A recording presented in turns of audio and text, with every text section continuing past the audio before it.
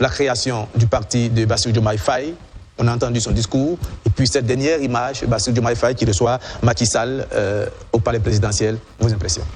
J'ai juste envie de dire, tout ça pour ça.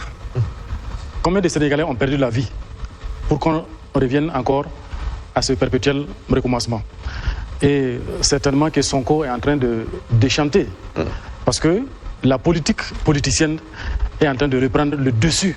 Et les ambitions des hommes, les ambitions des particuliers, les ambitions des acteurs politiques sont en train de prendre le dessus sur les promesses qui avaient été faites au peuple sénégalais.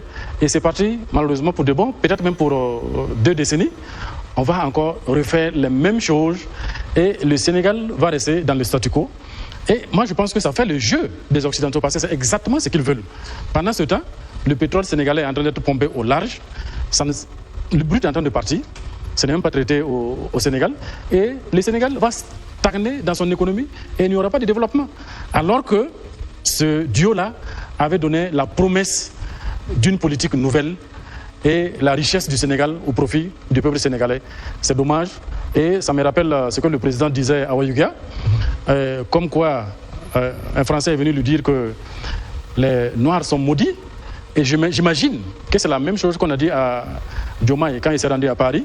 Donc on lui a conseillé, occupe-toi de ton avenir et laisse les Noirs parce qu'on ne peut rien faire pour eux. Et c'est dommage. C'est très sévère, mais c'est votre analyse. Karim Diallo, quand on voit ces images-là, qu'est-ce que cela peut provoquer chez certains Africains? Est-ce que, entre griffes, est-ce que c'est le dégoût de la politique? Je dois avouer que les duels entre anciens alliés sont plus fratricides que les duels entre adversaires politiques.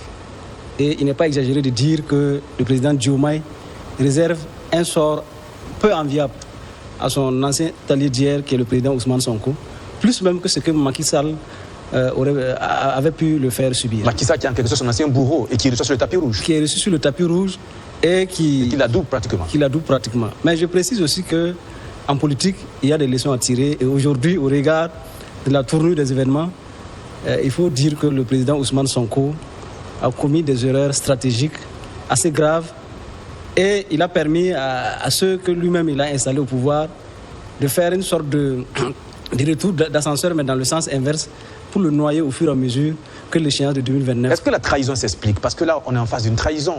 Oui, c'est net. Oui, c'est vrai qu'on peut commettre des erreurs en politique, mais est-ce que la trahison s'explique? Non, a priori, la trahison ne s'explique pas, mais la trahison était déjà au commencement. Puisque vous vous souviendrez que c'est le président Ousmane Sonko qui devait être donc le président de la République. Et en raison de ses débords judiciaires, il a choisi le président Diomaye Faye pour prendre sa place, parce que c'est un frère de lutte politique. Mais il vous souviendra que lors de la présidentielle, la candidature du président Diomaye Faye n'a pas été portée par le PASTEF uniquement, mais par Diomaye président. Donc c'est là où en fait résidait le piège mortel.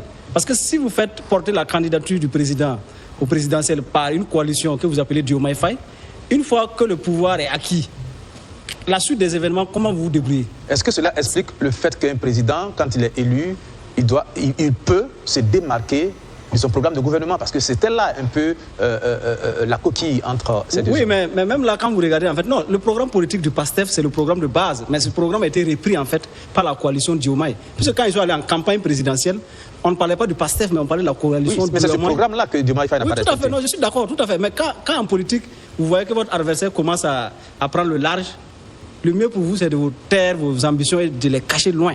Parce que s'il sait que vous convoitez son fauteuil, il fera tout pour que vous ne puissiez pas atteindre votre objectif de départ.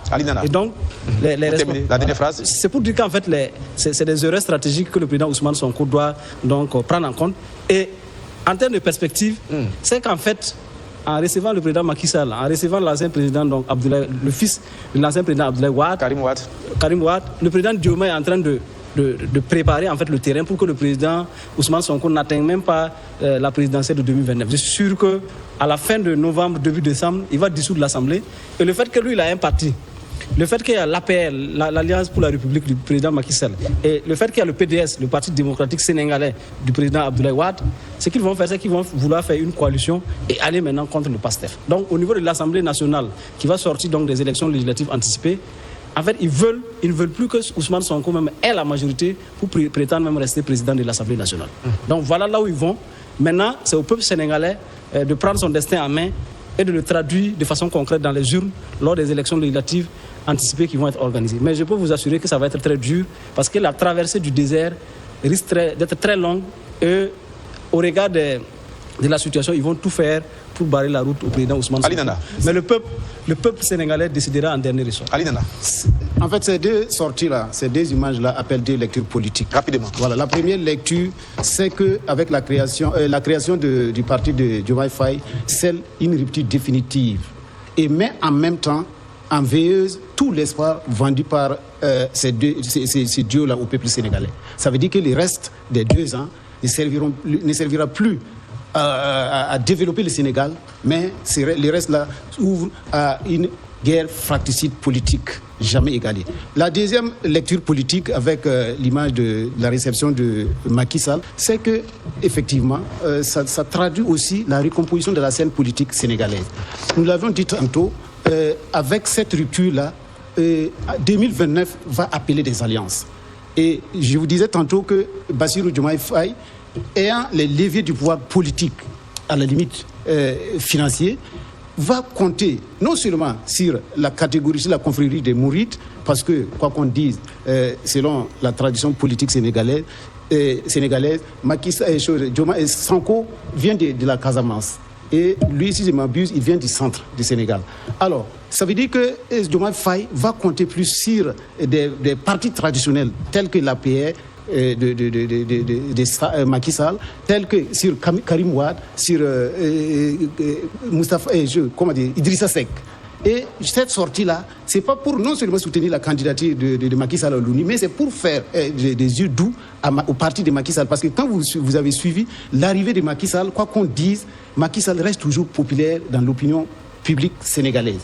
Donc, Diomaye Faye va compter sur Macky Sall pour les alliances de 2029, sur Karim Wade, sur Idrissa Seck et tous les autres partis traditionnels. Donc ça veut dire, je l'ai dit la fois passée, c'est un monstre fort, un monstre politique qu'on est en train de nous révéler et la manœuvre ne sera pas aussi facile. Si nous menons l'analyse au-delà des sentiments, au-delà de nos positions personnelles, nous constaterons que 2029 ne sera pas aussi facile ni pour Diomaye Faye ni pour Sonko. D'assez de bien douter. Oui, merci. Je pense que c'est le prix que l'Afrique paye en termes de trahison. Dès le début, je vous ai dit, il ne faut pas compter sur le Sénégal pour des questions de grandes œuvres. Je m'en souviens très bien, et vous l'avez dit clairement, et j'avais dit à son temps que vous étiez trop sévère. Peut-être encore une fois, vous avez raison. Vous avez très souvent raison, hein, très souvent raison. On en parlera une autre fois, allez-y. Oui, donc ce que nous voyons aujourd'hui, c'est le chemin logique que la traîtrise prend. Et voilà, en tout cas, deux leaders que toute la jeunesse a soutenus pour pouvoir changer leur situation. On arrive finalement à un pouvoir à 2 visages. Et toute cette crise, en tout cas, a polarisé le Sénégal vers ces débats-là. Et en fin de compte, les attentes des Sénégalais sont relayées au second plan. Qu'est-ce que ça va envoyer? Il n'y a rien. Maintenant, il a créé son parti politique, ce n'est pas étonnant.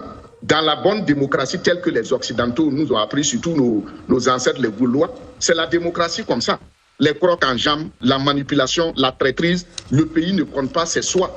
Donc, c'est la démocratie comme ça. On a vu au Burkina Faso, et tout dernièrement, on a vu comment des gens quittaient le parti de Géphiré Diabré parce qu'il y a eu des manipulations. C'était l'opposition. Après, on a vu. Donc, ça pose la problématique du leadership en Afrique. Et comme je l'ai dit, moi je trouve que c'est excellent. C'est très bien ce qui se passe au Sénégal.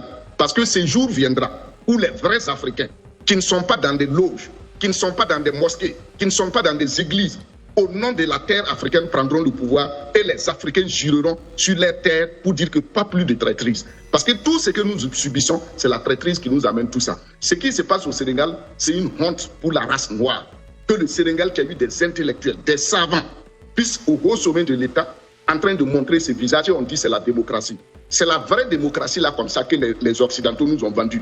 Aux États-Unis, en Angleterre, en France, en Allemagne, en Chine, personne n'ose trahir son pays. Personne. Tu t'amuses, on te pend haut ou on te fusille. Personne ne parlera de Jésus-Christ ou des droits de l'homme. C'est un traître. Il veut trahir le pays. Et si on trahit un pays, c'est tout le pays qui paie le prix. Mais chez nous, c'est pas ça. Dès que tu veux dire la vérité, on va t'humilier et après le pays connaît des crises. Regardez ce qui se passe. Quand vous prenez l'arrivée de Macky Sall, tout ce qu'on a organisé pour dire qu'il est populaire, mais les Sénégalais qui sont morts, Et on n'a pas parlé de jugement. Et c'est là qu'intervient aussi la double face des juristes africains. L'Afrique n'a pas de juristes. On n'a que des gens qui ont pris des coups pour sortir. Avez-vous vu des juristes organisés pour défendre l'Afrique? Des gens qui sont morts, personne n'en parle. Personne n'en parle. C'est les constitutionnalistes maintenant qui mènent le débat. C'est les juristes qui mènent le débat. Mais où sont ces juristes? Où sont ces avocats? Où sont ces personnes morales? Où sont ces défenseurs des droits de l'homme? Et on est en train de préparer progressivement Macky Sall, parce que Macky Sall est venu pour montrer qu'il est populaire dans son pays et que la France maintenant va vouloir l'employer à l'ONU. Mais pendant ce temps, la même France a appliqué à Sonko la méthode qu'ils ont appliquée à DSK, affaire de culotte. Maintenant, qu'est-ce qui va se passer? L'Afrique n'a qu'à se tenir debout. Si tous nos 3 présidents de l'AES, quand on leur dit de créer une armée, mettre en place le gouvernement, ils ne veulent pas aller en avant, mais ils sont préoccupés par les questions de l'Assemblée de l'AES. Macky Sall est en train de venir à l'ONU. Quand il va arriver à l'ONU, les gens verront ce qu'il va faire à l'Afrique. Parce qu'il y a beaucoup de dossiers qu'ils n'ont pas pu réaliser. Vous avez vu déjà que le président Trump, après la décision de bombarder le Nigeria, est-ce que le Sénat américain s'est plaint? Qui s'est plaint? Si Macky Sall arrive aujourd'hui à l'ONU, Macky Sall peut donner comment on appelle, peut prendre des mesures, et vous allez vous lever un jour entendre que la France, les États-Unis, ou bien l'Union européenne, ou bien l'OTAN, décident d'attaquer une partie de l'AES ou bien de l'Afrique, soit disant c'est pour protéger les terroristes, ou bien protéger tel peuple. Et maintenant, qu'est-ce qu'on va dire? Qu'est-ce qu'on va dire? C'est l'ONU. Donc, moi, je pense que ce qui se passe au Sénégal, tout le monde doit être prêt pour ne pas que quelque chose nous surprenne. Parce que ce que le président Diomaye Faye a fait, moi, personnellement, en tant qu'Africain, je ne suis pas du tout content. Cette trahison est trop vilaine.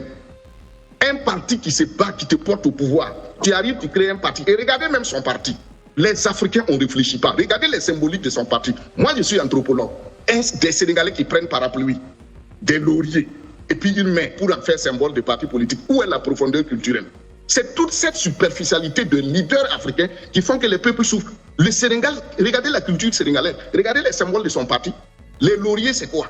Ces feuilles-là, ça répond à quelle culture sénégalaise? Parapluie. Quelle est la symbolique de la parapluie dans la culture vraie sénégalaise? C'est ça aussi. Vous voyez les Chinois, ils font les choses au hasard. Les Asiatiques, les Indiens, ils prennent les symboles au hasard. Mais chez nous, non. Donc, camarade Dapa, on termine là-dessus. Camarade Dacier. Ce qui se passe au Sénégal, c'est pas que c'est mauvais en soi.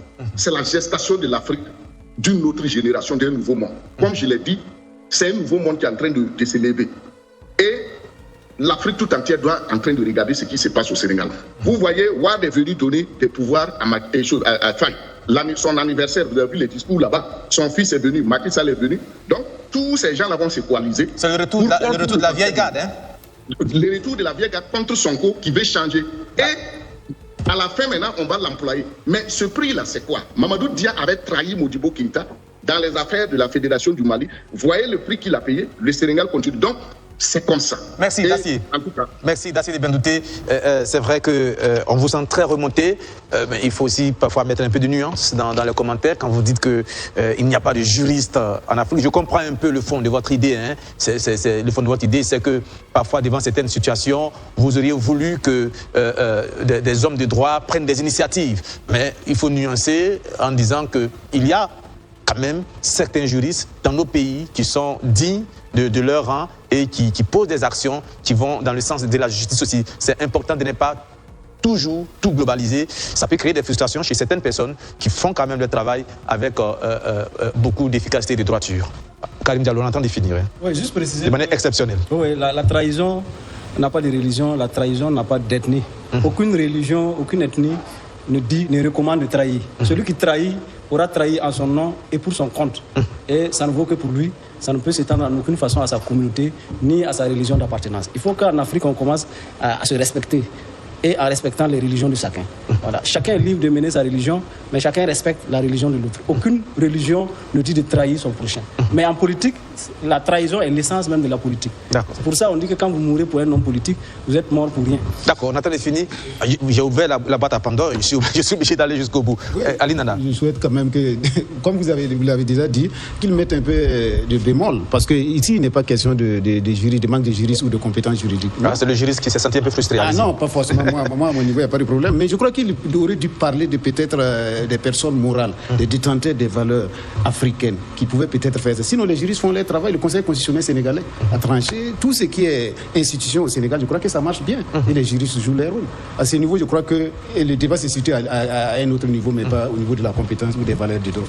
Une phrase. Je me souviens qu'au plus fort de la crise entre le président Macky Sall et le PASTEF, c'est le Conseil constitutionnel qui a intervenu pour dire que le président Macky Sall ne peut pas être candidat à sa propre succession. Ce sont les juges. Et ça, c'est le Conseil constitutionnel qui a arrêté l'hémorragie qui était en cours au Sénégal. Et c'est sur la base du droit que Sonko est devenu président de l'Assemblée nationale. Et lorsqu'on a interrogé le Conseil constitutionnel pour savoir de la validité donc de la présence du président Ousmane Sonko comme président de l'Assemblée nationale, le Conseil constitutionnel a dit que c'était un règlement d'ordre intérieur et que lui, il ne s'immisce pas dans l'organisation interne de l'Assemblée. C'est ça qui a permis au président Ousmane Sonko de rester président de l'Assemblée. Je vous rappelle que j'ai à ma gauche 2 juristes. Martin Savadogo. Alors, je voulais simplement dire qu'on se rappelle, en Côte d'Ivoire, il y a un politicien qui a eu à dire que le président Ouattara connaît la Constitution plus qu'eux tous réunis. Donc, c'est pour abonder dans le même sens que M. Diallo. En fait, le problème, ce n'est pas la religion ou bien les institutions, mais c'est surtout la personnalité intrinsèque des acteurs politiques qui pose problème.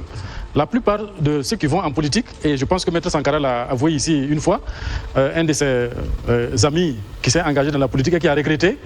Et je termine en disant simplement que tous ceux qui se font des illusions sur les promesses de la démocratie à la française que Mitterrand avait vendues aux Africains, se font des illusions. Et ce qui se passe au Sénégal, ben, ils en ont pour leur compte.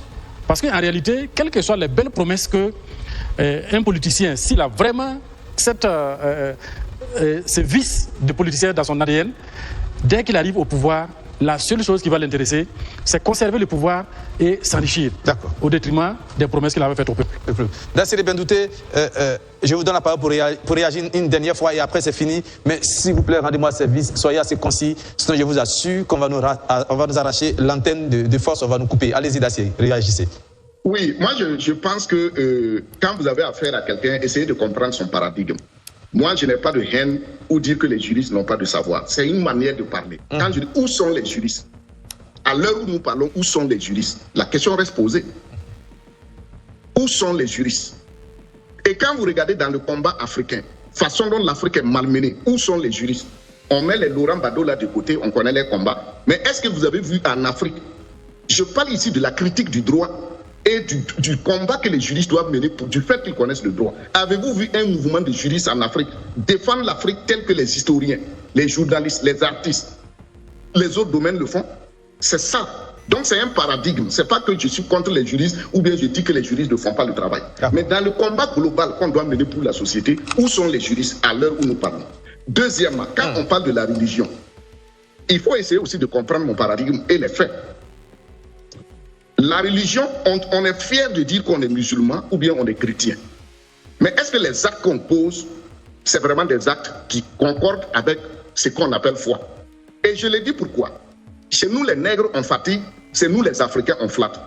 Les autres qui nous ont enseigné la religion, là, comment ils l'appliquent? Et vous savez que la religion est utilisée aussi en Afrique comme la politique.